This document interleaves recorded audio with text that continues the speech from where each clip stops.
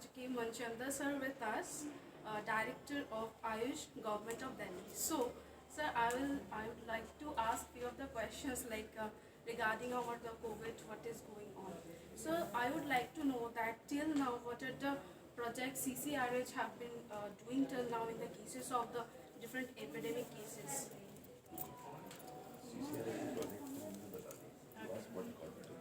Okay, CCRH I should discuss. तो CCRT discard नहीं तो वो तो सबने बता ही दिया होगा ना नए डेवलप में सबने Ma'am, I'm only taking the name of CCRH.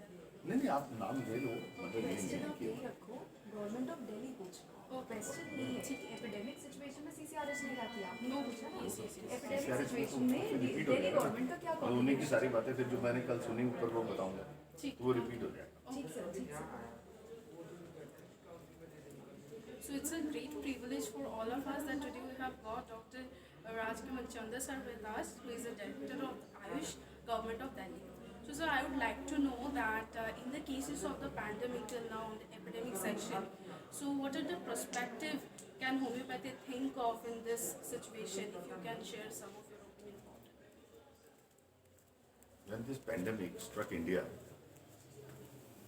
and when Ministry of Ayush laid down the policy for the use of Ayush systems in different stages of COVID-19, Government of Delhi took several initiatives.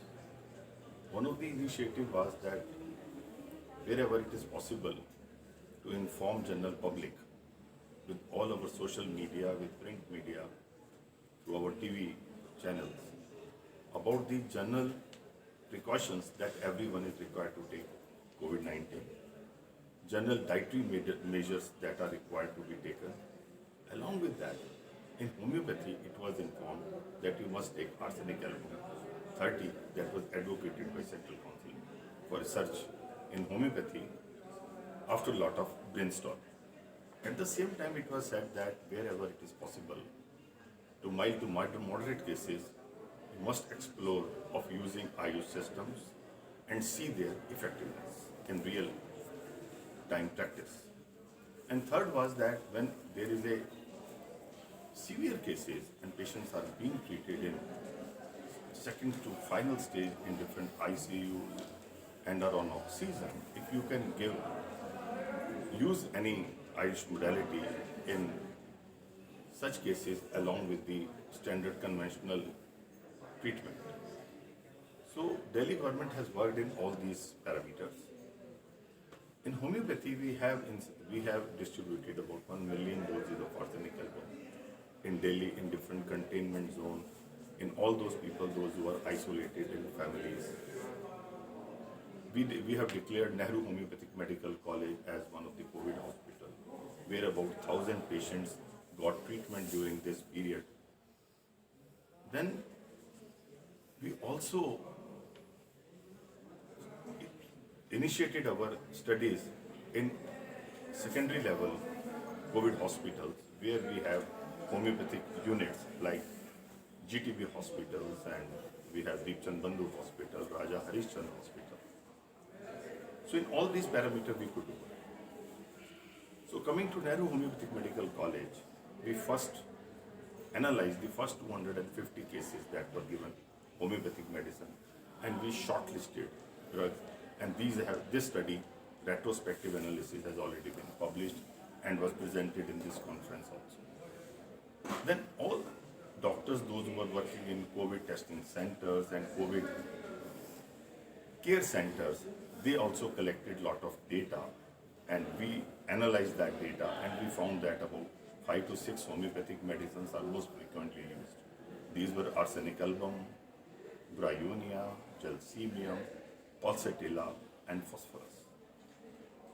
So based on this, we planned even a randomized controlled trials, and but this data, and to identify the reliable indications of these medicines during COVID pandemic, we have published another paper based on our prognostic factor research in homeopathy, and that has also been accepted.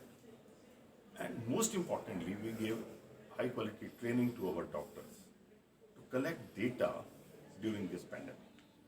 In addition to that, there was always a confusion whether arsenic album is a good medicine or another advocacy was of camphora and the another advocacy was Brineia, because Brineia was one of the most indicated medicine in our data as well.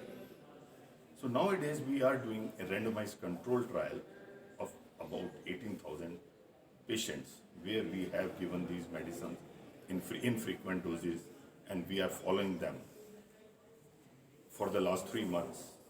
And now, because for the last 3 months the data was quite low in terms of incidence of the disease is concerned, now we are following these patients for another 2 to 3 months and we'll be able to know which drug has been able to help.